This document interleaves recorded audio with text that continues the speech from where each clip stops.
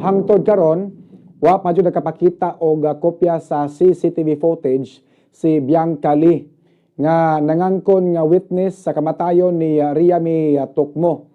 Kung tinuod man gani nga naa siya'y kopya sa CCTV footage nga naglink nga naglambigit ngadto kag Jewel Smith nga dunay kalambigitan sa kamatayon ni Riamy, unta iya na nang gihatod ngadto sa NBI 7 kay ang pamilyang Tocmo medyo di man kontento sa resulta sa nahitabong gihimong investigasyon sa mga kapulisan sa Labangon Police Station. Kung doon na may doubt, kung doon na may pagduda sa PNP, adto dada sa NBI 7, ilatag na ang inyong mga ebidensya. O baka ha, ang iyahang gikoptan ron nga ebidensya or mga CCTV footage, iyang i-upload sa social media, iyang i-post nga to sa Facebook, aron makakita ang publiko. Kaya ang publiko nagpaabot aning CCTV footage nga gipangangkon ni Bianca Lee nga maglink nga to kag Jewel Smith. Maayo kayo mo tabi, maayo kayo manabi kung interviewon kini si Bianca Lee. So klaro kayo nga professional nga scammer. Daghan ang nailad, nitabang o nag-send pa og GCash para kang Bianca Lee. Kung tinarong ang iyahang toyo og tumong, kung mutabang manggani siya sa kaso ni Riamy Tocmo, unta ni-execute na siya og affidavit. Ni-execute na unta siya og affidavit, sayahag isip siya ba o magsilbing witness sa kaso ni Riamy Tocmo. Ni-execute na unta siya og sworn statement under oath o dili kutob lang sa tabi dias kahanginan. Kung tinarong iyang tuyo ba?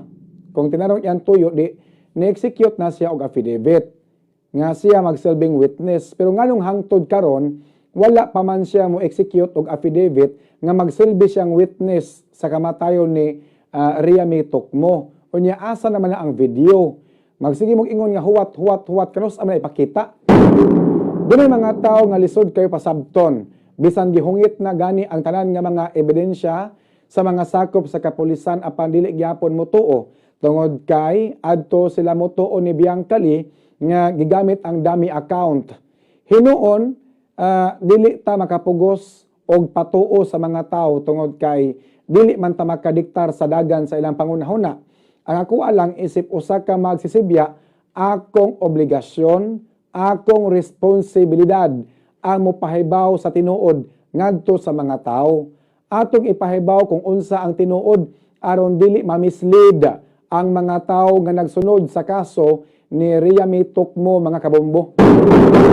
Sa nakalabay nga semana nakabuhi ko og istorya nga mo resign ko diri sa Bombo Radio og mulayat ko sa Mactan Bridge nga maghubo og purol kung panalitan dili makapakita og CCTV footage si Bianca Lee sa iyang nagingon nga nag-link kato kag Jewel Smith nga apil sa kamatayon ni Riamy. Nakabuhi kog istorya ana sa nakalabay semana nga kung di siya makapakita gani og ebidensya or panalitan makapakita og ebidensya si Bianca Lee o baka CCTV footage, mulayat ko sa Mactan Bridge, mo resign ko sa Bombo Radio. Kung makahatag siya ga suporta or mga ebidensya sa iyang gipanulti, mga kabombo. Nakasulti ko ato, mga kabombo, sa nakalabay semana, nakasulti ko ato tungod kay confident man good ko. Nakasiguro man good ko nga namakak si Bianca Lee tungod kay dako kayo akong pagsalig sa investigasyon sa mga sakop sa kapulisan sa Labangon tungod kay ang ilang mga investigasyon dunay supporting documents nga gipakita. Pulido kayo ang investigasyon sa mga kapulisan. Ila gyud gihaguan og wala nila gidali-dali ang pag-file sa kaso tungod kay dili sila gusto nga ma-dismiss ang kaso. Hinungdan nga ila gyud siguro nga lig-on ang mga ebidensya batok ni Simeon Gabotero. Ang kabanay ni Riamy nagtuo nga apil si Jewel Smith sa kamatayon ni Riamy. Apan ang pulis wala may nakuha nga mga ebidensya nga naglambigit nga to kag Jewel Smith. Hinungdan nga wala nila gi-file kaso si Jewel Smith, mga kabombo, kay wa may magtumbok nga mga ebidensya o walay makuha nga mga ebidensya nga mag-link ngadto kang Jewel. Nasuko manggod ni ang kabanay ni Rhea May Tokmo ngadto kang Jewel Smith tungod kay kung dili patungod ni Jewel, dili unta maabot sa Cebu si Rhea May mga kabumbo. Bitaw? O dili unta ni makatrabaho sa bar, o di pud unta ni sila makatagbo, o di pud unta ni sila magkakita ni Simeon Gabotero nga maoy akusado sa pagpatay sa maoga biktima mga kabumbo. Oras sa Philippine Standard Time, 1 minuto na kalabay sa